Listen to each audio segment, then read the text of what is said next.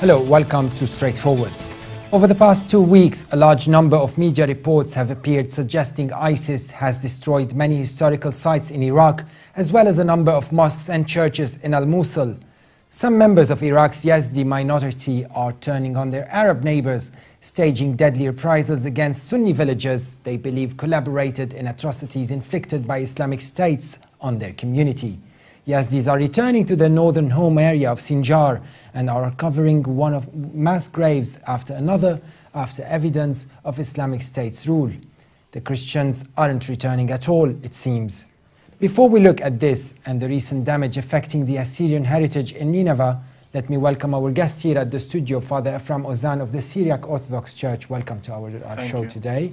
And before we get into our discussion, let's have a look at this brief report.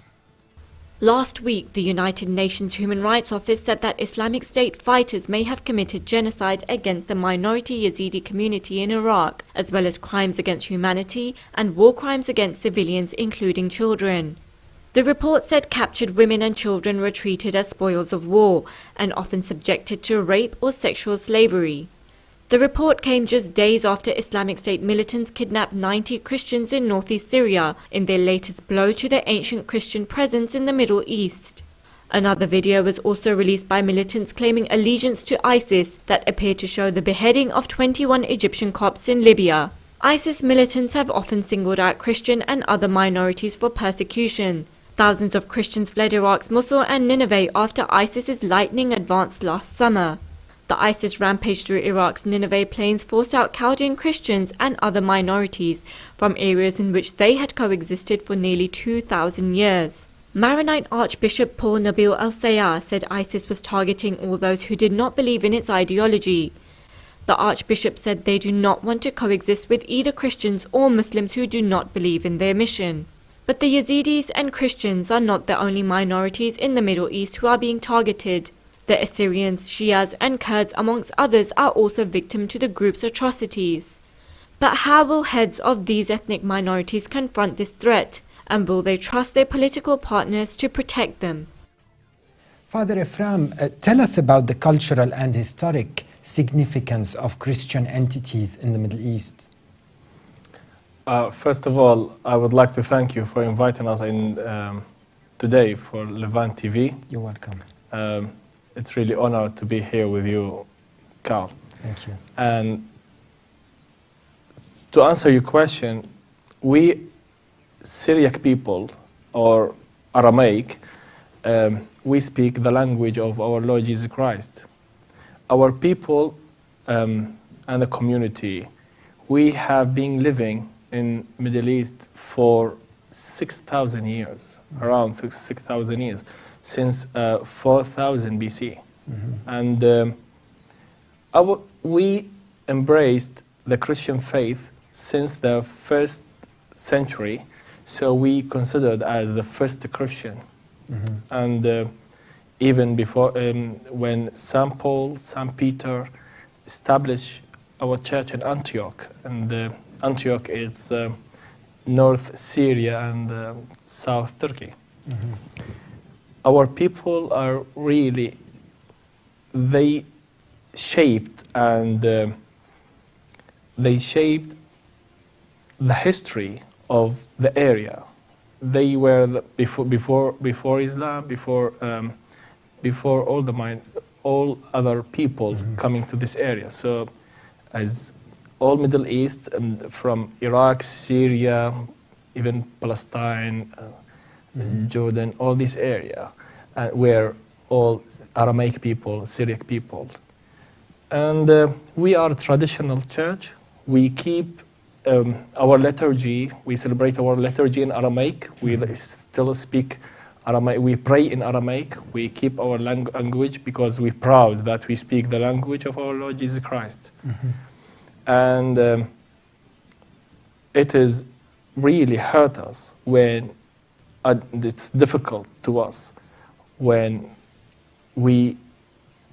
someone forced us to leave our country, that we think that we leave our history behind. and that You're talking about Iraq, of course. Iraq and Syria And and these people, because we see now in London here and how the people are immigration. Yeah, they're coming from the Middle East. From Middle East to here. So I don't know the future of these our people really is endangered. In danger. So do you think, Father Ifram, what is in your opinion the elements behind the survival of these Christian minorities in the Levant so far until very recently, what happened when they were eradicated? What has kept them, despite the Ottoman threat, the Mamluks, and any other form of oppression that we witnessed in the Middle East historically? They resisted all that, and they still exist. They still own big monasteries and everything. But what was the element of their survival, behind their survival? What do you mean by survival? Where are they? Do you mean in Mosul? Where I haven't seen any. I meant historically they survived the oppression of the Ottomans, for example, or the Mamluks. So, but nowadays they are being oppressed again under ISIS. So, what was the element that helped them survive that might help them nowadays as well? The only thing is they survive because they want just to live in peace. That's our always we Christian. We just want to live in peace in Middle East. We don't like to fight other people, but how can we say it's survived? Like since we were the people who live in the area. Now they call us minorities. We are not minorities. We are the original people. Yes, indigenous people. Indigenous people. Definitely. And what, in your opinion, is the difference today between the situation of the ethnic minorities in Syria, be they Druze, Kurds, or Christians, and the minorities in Iraq? You know, they've been completely displaced, eradicated. So what kept them more safe in Syria, do you think? Is it the political establishment of President Assad compared to Nouri al-Maliki's government, which is perhaps not as protective of its minorities? What do you think is the difference? In my opinion, both are suffering. Both minorities in Iraq and Syria are suffering, and similar situation. But the difference is maybe some minorities are supported. Who support them? We don't know. Some minorities, not all of them, but we can see that like it's. And Christian in Iraq are not supported at all by the government, by anyone. In Christian and Yazidi as well, there is no one supported them. Yes. So I think there is someone supported them, and as well, the government of al-Maliki, they did nothing to the minorities to the Christian or Yazidi, when see in front of his eyes in his country, when he is a prime minister, he has done nothing to survive these people when they display, when they kill the Yazidi and the Christian people and Shabak and all these minorities. So I think the difference is the government as well. I think al-Assad is supporting the minorities more than, and he want to rescue his country. Well, hopefully that will take place sometime soon. Now, when it comes to Haidar al-Abadi, do you think in Iraq nowadays, will it be a little bit better than the times of Nouri al-Maliki, do you think, when it comes to those minorities? Do you think he will do better? I would say just we hope so. He has been like now for a few months, quite a few months. So we don't know if he says that he would do more, but nothing happened so far. And my family, they displaced from Mosul. They were living in Mosul. and now my family living in Kurdistan, Iraq, and the only support they get from the church. And now we are joined by Mr. Barem Behram of the Assyrian General Conference. Welcome to our discussion. Thank you. Mr. Behram, Assyrian artifacts from Nineveh and surrounding sites such as Khorshabad and Balawat have been destroyed. How would you assess the damage there? Well, since June 2014, when ISIS took over, forcibly took over, Mosul, around 200 Assyrian Christian in general, they flee the area, and they are stranded between ISIS and the Kurdish region. And they are living in a very critical condition. Some of them manage to reach, Turkey or Lebanon or Jordan in order to leave the countries to the European country. Same scenario happened in Syria. Yes. Last month when ISIS terrorists attacked our villages, which situated in the south of River Khabur, they burned our churches, and we have at least 10 Assyrian Christians being killed, and around 250 Assyrian being taken hostages. Half of them, they are women and children, and some of them, they managed to flee, to the area which is more safer. Most likely, recently the ISIS also, the ISIS, they targeted our historical artifact. Yes. Yes. The what they call they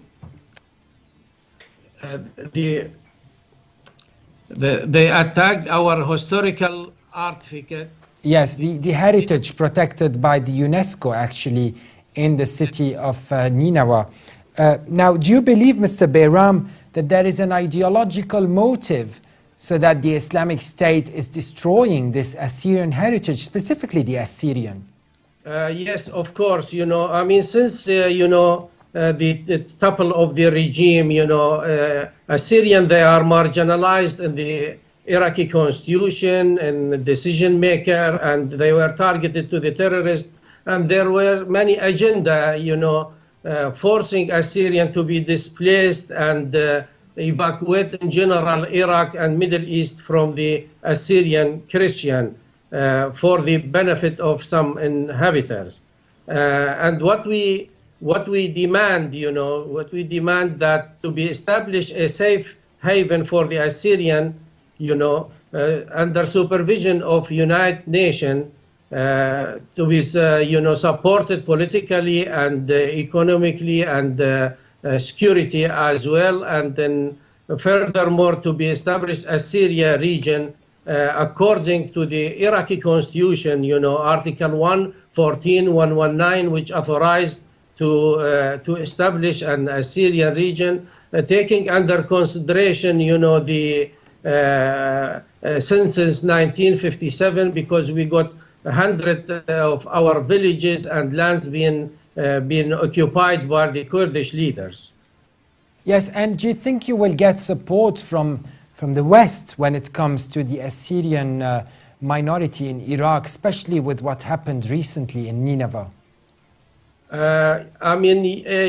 are approaching the international organization and United Nations, and they have a moral support to the indigenous people, such as Assyrian. They have to implement, article about the indigenous people, such as 314, to preserve the linguistic, to culture of the minorities, which they are threatened or facing genocide or demographic deviation.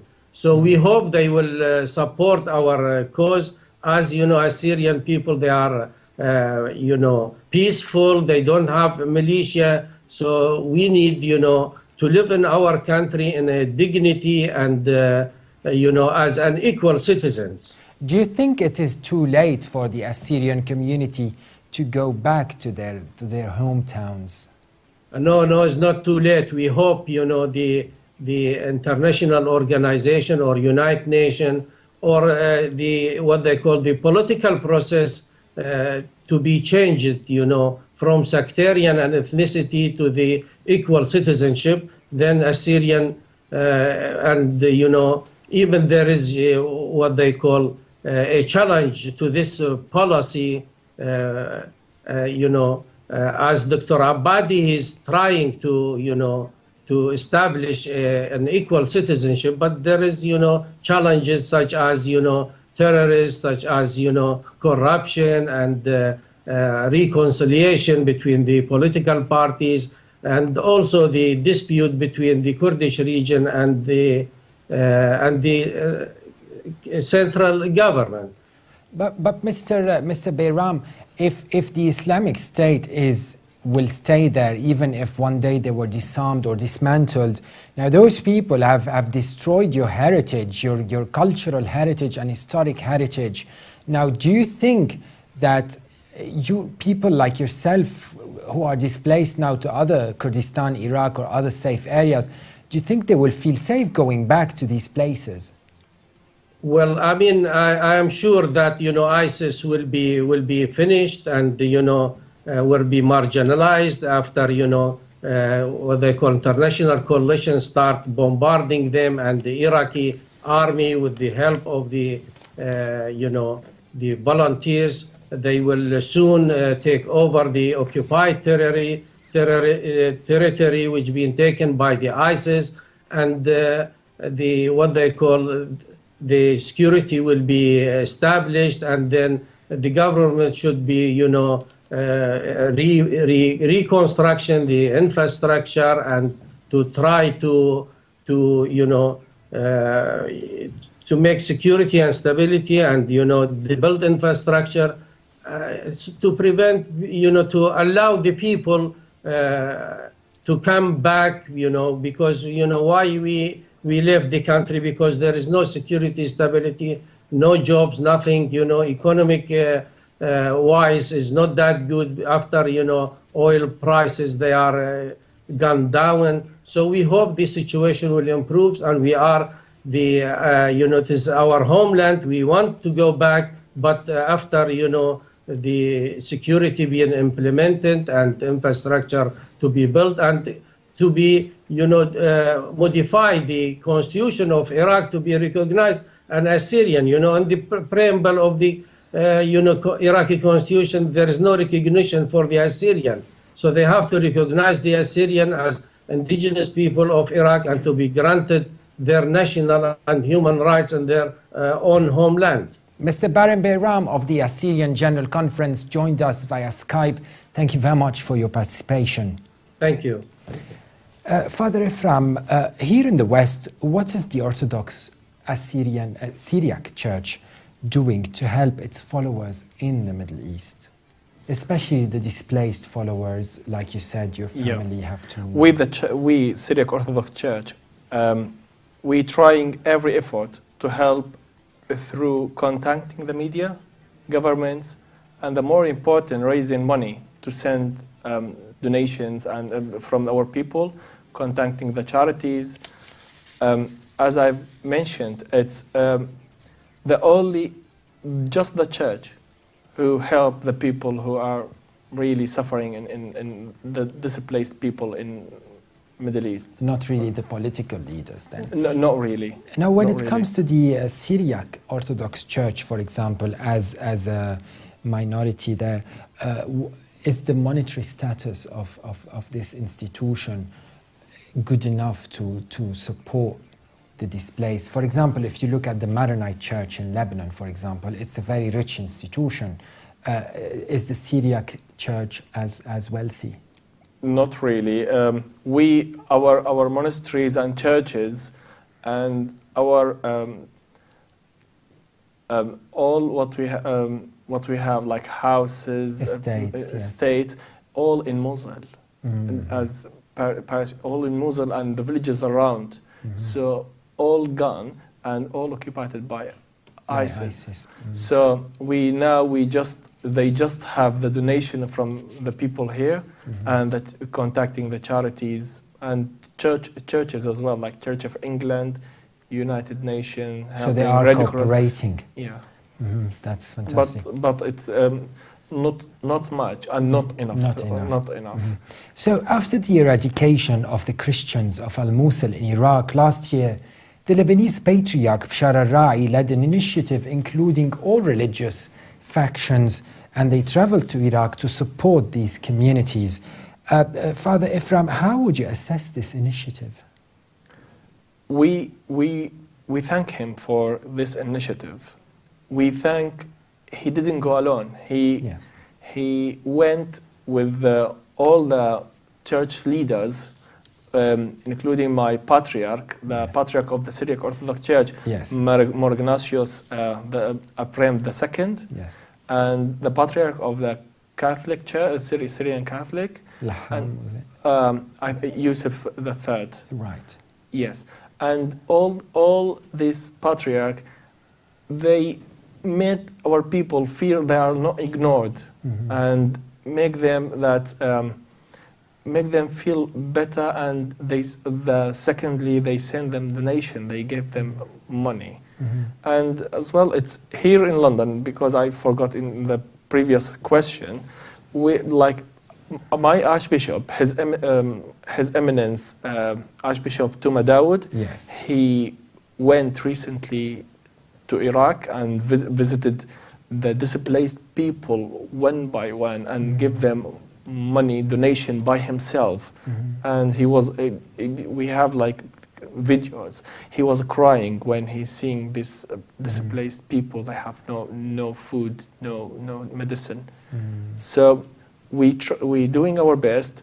The patriarch and church leaders all doing their best to support the people, but with absence from the political leaders. Now, here in the UK, there's this sort of new phenomenon where Church of England figures and even some Catholic priests have this affinity or close relations with the churches of the Middle East. Of course, your church being one of them, the Syriac Orthodox Church. Now, what about the Middle East itself? Are they as close to each other, honestly? Of course they are. We are united. ISIS, when they killing, they say that you are a Christian. They don't say you are Catholic, Protestant, Orthodox. They never mention this. So, we are all united. We have in Iraq and Syria, we have a council of the bishops for all the churches. They all get the donation from outside. They distributed to all people who are in need, really. So that's a good phenomenon, actually. Of course. So let's now welcome Mr. Hassan Al-Katib, London-based documentary filmmaker. Welcome to our discussion. Hi there. So do you think, Mr. Al-Katib, there could have been any form of intervention from the Iraqi government or from the West when it comes to this? It's obviously not a great idea to ask the West to intervene. They've not really done any good in the Middle East. They have intervened when it comes to the Yazidis in Mount Sinjar. And that's only because they actually intervened because ISIS came very close to Kurdistan and the Kurdish borders. And it's because they wanted to protect that particular area from ISIS, because Kurdistan are their allies. And in fact, American troops have also been a part of desecrating and destroying certain Iraqi artifacts in the region when they invaded Iraq in 2003. So they really haven't helped in any way. The Iraqi army or the government couldn't really do much about what ISIS is doing, primarily because in Mosul, when ISIS took over, they had fled the city just before ISIS took over. But now Iraqi forces, alongside other military groups, are getting together and now are pushing onto a very strong offensive against ISIS, and they're hopefully going to be taking Mosul in the next few months. It is planned. So this is what the Iraqi government can do. and this is what we want them to do alongside the Syrian. There's a lot of coordination, by the way, with the Syrian army along the border, Iraqi-Syrian border. So this is what we should expect, that the Iraqis and the people living there, this is their land, they care about it more than anyone else, and therefore they should be left to defend what they hold dear. Mm-hmm. And Mr. Al-Khatib, do you think ethnic minorities in Nineveh or Al-Mosul will ever feel good about returning home when their millennial heritage has been destroyed?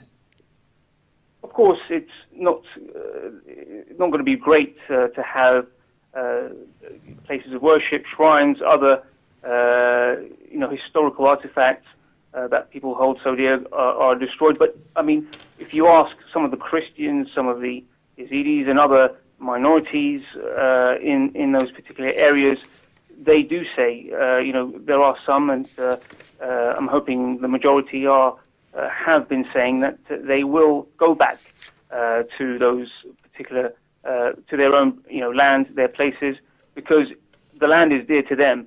This is where their forefathers, for many generations, for many centuries, have lived. This is something that they will not want to leave. And even if you ask many of the refugees, Iraqi refugees and Syrian refugees, and there's millions of them, they do not want to leave their land. Even the Palestinians now for many decades don't want to leave their land. So the land is very precious for them, despite they have lost, despite losing, despite losing all this, their buildings, monuments, things which they hold dear, they still want to go back to and reclaim their land. So no matter how much destruction is done, and I think, and I hope there will be a rebuilding process, because even, for many centuries, and if you go back to the Mongol invasions, for instance, the Mongols destroyed mosques and other places of worship and buildings, and, had destroyed many books and literature and learning. So there have been instances throughout history where in Iraq and other places in the region where things have been destroyed.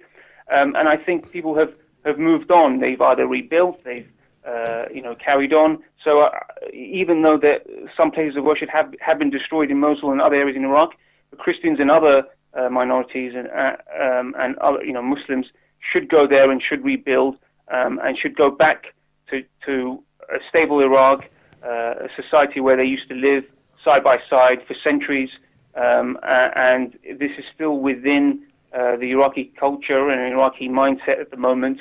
ISIS has not been able to destroy that, and I think that is the most significant, achievement, that despite the efforts of outside forces to try and divide Iraq up, it hasn't been divided.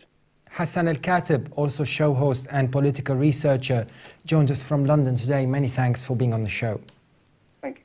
Father Afram, within the current political and military scene in the Middle East, what is the safest way ahead for the minorities in Iraq and Syria? There's two ways, or there's two elements. The most important one is security. Mm-hmm. Our people in Iraq and Syria have been killed, displaced, kidnapped. We have kidnapped the bishops, the priests. We have More Gregorius, Johanna, the Archbishop of Aleppo, kidnapped with the other bishop from the Greek Orthodox Church. They both kidnapped about 2 years now, and no one knows about their fate. Mm-hmm. And the first one is security. So to be living in this way, the first one, to provide the security to this country. Second, it's economy. Mm-hmm. Economy is very important because our people are starving and no food and no medicine, and you see the situation in Iraq and Syria, and they have to provide something. Mm-hmm. But how to survive them? Now you say the safest way. Yes. It's I don't know, the government, Iraqi and Syrian government. Yes. should or must do something soon, because our people facing this genocide, and they clean the Middle East from, if they say they remove our people, all the they say I always say minorities, but they Yes. are indigenous people. Yes. So they remove our people from Middle East to other countries, and soon if they don't do something, so unfortunately you won't see any Christian, Yazidi, Shabaki, and all these minorities in Iraq anymore, or Syria anymore. And now let's talk to British Iraqi actress Sarah Archer, joined us from London today. Thanks for being on the show. Hi, how are you? Yes, you met the Coptic Pope and other religious figures from the Middle East. How would you describe your affinity or your close ties with these figures representing religious and ethnic minorities in the Middle East? Well, my mission started last year when I decided that I should take initiative to change the current events. And my mission is simple: to eradicate extremism between religions.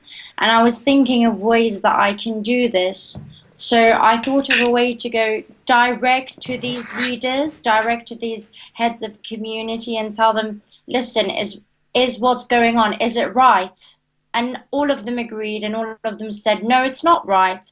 So my aim was to go to them and deliver the message that they said back to the youth, so the youth can have some kind of information, not to follow the politically organized groups, especially like ISIS, because if the heads of these communities, they're very wise and they've been studying religion, most of them are philosophers in religion, are saying this is wrong, then why are the youth going to politically organized groups?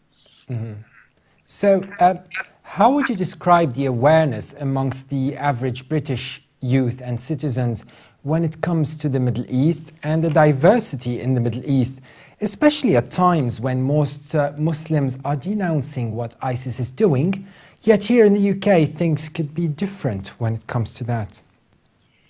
To be honest with you, I think the British are educated when it comes to the Middle East and religion. I mean, in a sense, they're always there. They always want to try different foods, different cuisines, know about the culture. So we're more developed in more sense than others. But I blame the media. The media has a lot to do with this. For example, ISIS is a terrorist group. Yes. I do not know why they're affiliating it with Islam or it be having an Islamic State. So just because I say my color's red doesn't mean that I'm red. Okay, so just because they say, oh yes, we're an Islamic State, doesn't mean they are, because they're obviously terrorists and they have nothing to do with Arabs, they have nothing to do with the Middle East, they have nothing to do with religion. Now there is a problem because some Muslim heads are not saying that, okay, these are not Muslims. That's when the problem occurs. But I think in a sense the British public are aware of what's going on. Let's see, Father Ephraim here at the studio. What do you have to say to add to that? Do you believe the media has a role to play there? Yeah, I really agree that the media has. I really agree that the media has to do more and to support our people in Iraq and Syria, and as well as the government in Iraq and Syria must do more to support them. And Sarah, will you have any efforts, perhaps as a member of the Portsmouth Youth Parliament? Would you be doing any efforts maybe to take this case even to Westminster? You know, I was a part of the Portsmouth Youth Parliament, and I was there, and I did help it establish. I was part of the establishment. However, the Youth Parliament and the government here are so limited because they do have their own people, and as the Reverend was saying, they need to call, the Iraqis do need to call on their own countries. I mean, when I went to meet with the Reverend and the Archbishop, they welcomed me with open hands. There was no hidden agenda. There was nothing. They just welcomed me and helped me to pursue my aims. I mean, so many people have been going to Iraq. So many people have been trying to change the status quo, but they're being met with a wall. Okay, they're being met with a wall. They're saying they just can't get to these government officials. We're here in Westminster, sure, I can get to these government officials. Even if they don't see me today, they'll see me in a month. And this is what I respect about democracy. Okay, whereas in the Middle East, it's not that clear. You have to know someone to get somewhere, to meet someone, and if you do, you might get nowhere. So that's what I think. Something should change. I know Iraq is not stable, nor is the Middle East, but that stability also comes because we're not pulling together to help one another. And I think when that occurs, that's when small groups like ISIS won't have a little way to hide, you know? Yes. And now we will get another point of view. Stay with us, Sarah, if you don't mind. Stay with us on the line. Father Ephraim, like former Miss UK Beauty was saying, obviously she has a say. She represents the youth in England, not just the beautiful youth, of course. Now, when it comes to she mentioned that people go from the West and they hit a wall when they try to help when it comes to Middle East and the protection of Middle East minorities.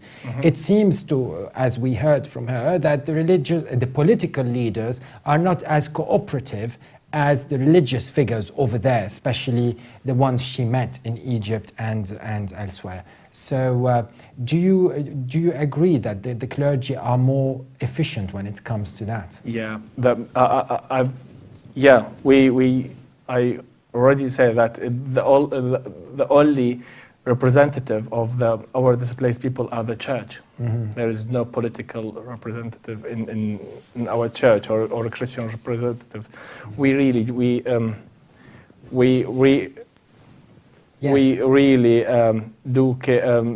don't care about politics. We just care now about how to help our people and how to move with this situation and how to help our people. And really, I 100% agree with Miss Sarah Archer about what she said, that unfortunately, trying our best and with small sources, and the government have all the money. They just care about their positions, about how to get money from the government to their own banks. But Sarah Archer, stay with us as we welcome now Mr. Nidal Al-Aisi, political analyst, joining us from Syria. Welcome to our discussion. Mr. Nidal, thank you very much. Welcome. Mr. Nidal, in a recent article you wrote on the occasion of the Persian Nowruz festives, you wrote that above all what is happening in the Middle East is cultural terrorism. Tell us more about this. Good evening to everybody, and thank you for hosting me. In fact, what I meant through this idiom, that the cultural terrorism is trying to impose the Wahhabi way of life in Syria. Yes. This kind of unit thinking, the Wahhabi way of life. That is what happened in the so-called liberated areas in Syria. They imposed the Wahhabi life in Syria. That is what was happening in Syria for the 4 last years.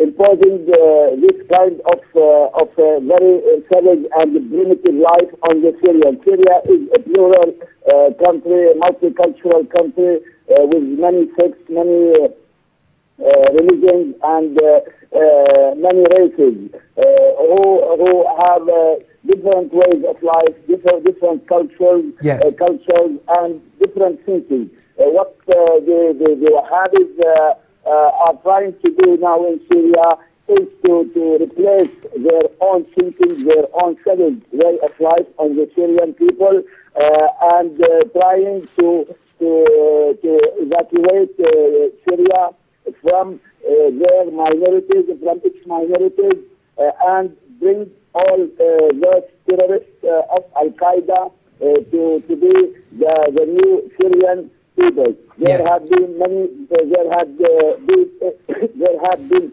many genocides in Syria against Assyrians, against Kurds, against Alawites, against Shiites, who in fact form the Syrian fabric in order to make them leave Syria and bring that way of Wahhabi life to Syria. Yes, stay with us, Mr. Naisi. Sarah Archer, do you agree that Syria was an exemplary country, a mosaic of all ethnic and religious minorities coexisting, like Mr. Nidal was saying, is a pluralistic society, and now that is being put to trial? To be honest with you, I've been to Syria a couple of times, and it was a good country. It was lovely. Its people were lovely. It was developing.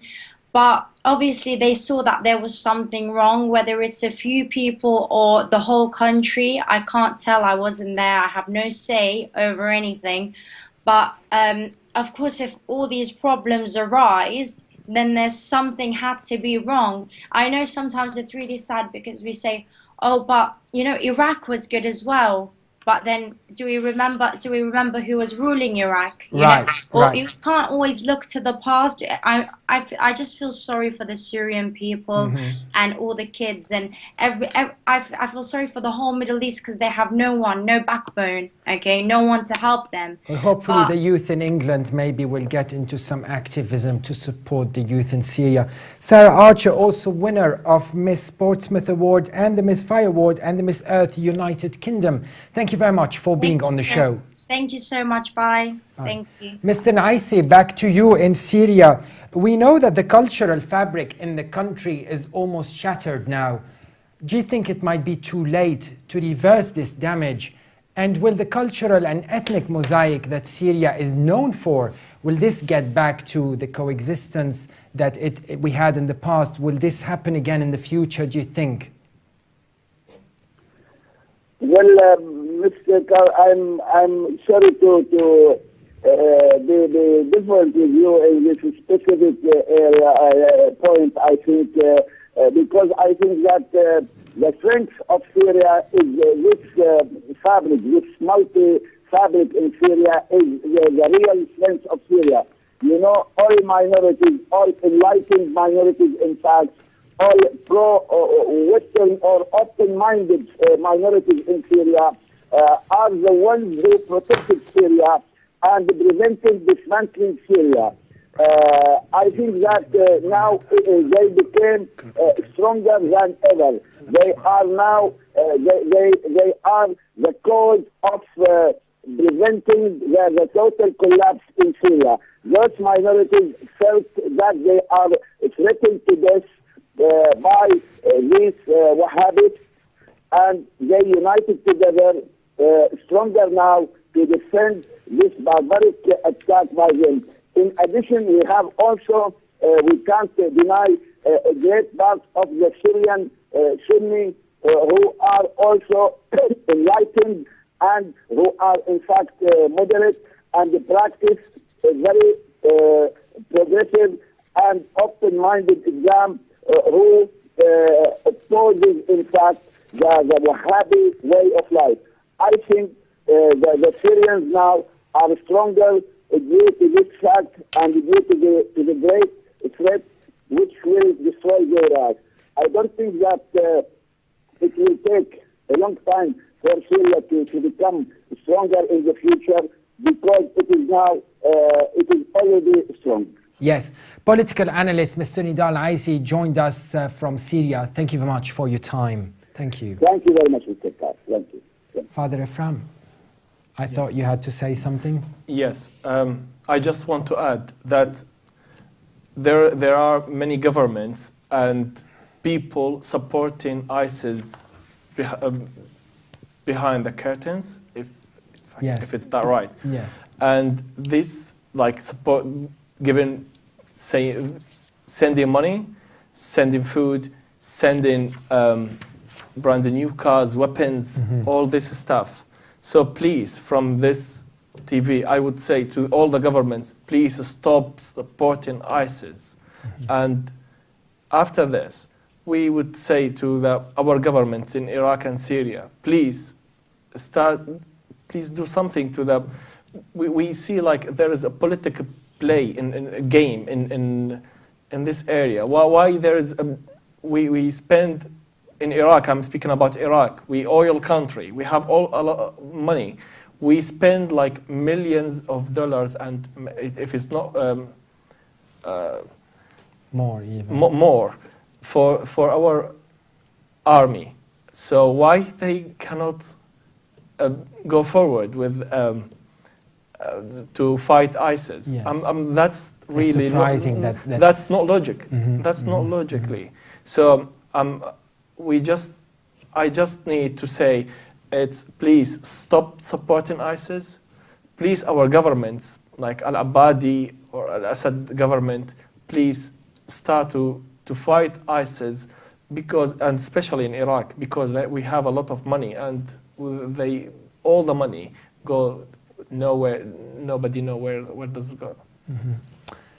I guess we'll have to leave it there this evening, and as this episode comes to an end, I'd like to thank our guests who joined us over Skype, Mr. Barim Behram representing the Assyrian ethnicity, and Mr. Nidal Aisi joined us from Syria, Ms. Sarah Archer from the UK, and documentary filmmaker Hassan Al-Katib joined us from London, and of course our studio guest here, Father Ifram Ozan of the Syriac Orthodox Church. And let me close by emphasizing what the Lebanese archaeologist Joanna Farshach wrote on recent events, saying, "This cultural genocide violates all historic standards, from the preservation of antiquities. No one in history has bulldozed into the ground this way, the way that ISIL did. It is one of the worst invasions known to human history. These people are from the Dark Ages. Their destruction of Assyrian antiquities has no religious justification. The proof is Saudi Arabia's preservation of its own antiquities, including statues that predate the advent of Islam. The religious justification presented by ISIL is incorrect. ISIL is obliterating history on the principle, no one before me. History is written after me. And what is it doing is cheered on by antiquities dealers who paved the way for this reasoning." On this true but sad notion, I'll leave you today. Stay tuned to Straightforward Levant TV and be with you again very soon.